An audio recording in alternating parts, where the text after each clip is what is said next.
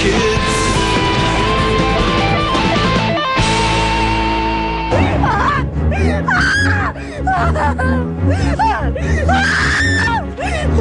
Ano yan?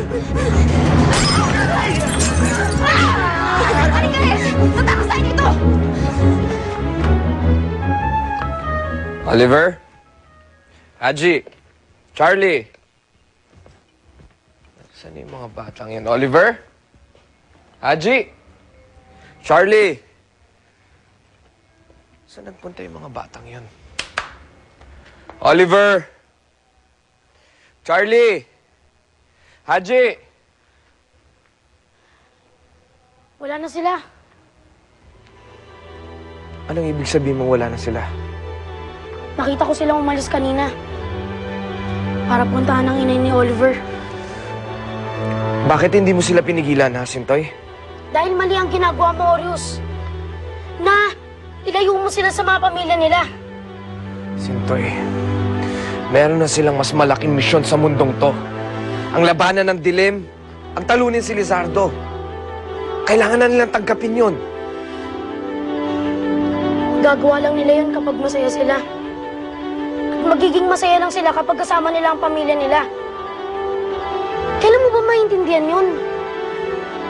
Mula nung nawala sa si Janet ang iyong guro, para nakalimutan mo na ang salitang pamilya.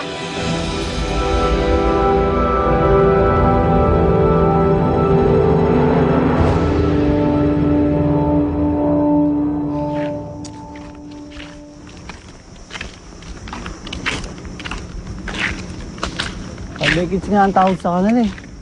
Oo nga, mga astig nga sila. Saan kaya sila nanggaling? Oo. Ano kayo ito?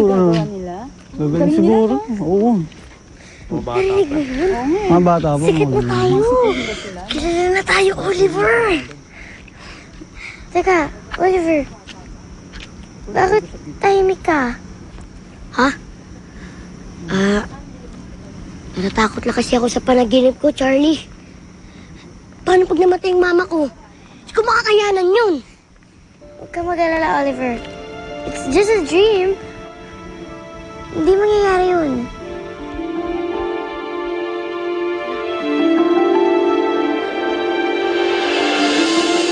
Alam mo, hindi ko alam kung sino ang baliw, kung ikaw o yung ampun mo. Bakit mo naman nasabi yan? Hello? Maniwala bang may powers ka sa panghuhula? Iniparakit lang natin yon. Sa may nakikita ko eh. Sus.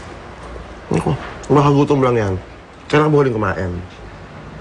Sa bagay, kanina pa nga almusal yung huling kinahain ko eh. Hindi naman pala eh, kaya kung ano nakikita mo. Hello? Ayun magsaging ka. Nang makimas-masang ka.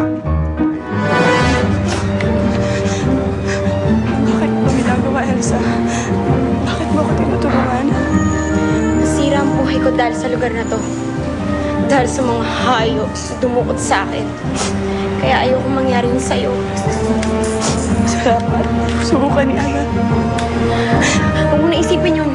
Basta importante, makaalis na tayo dito. Saan kayo pupunta?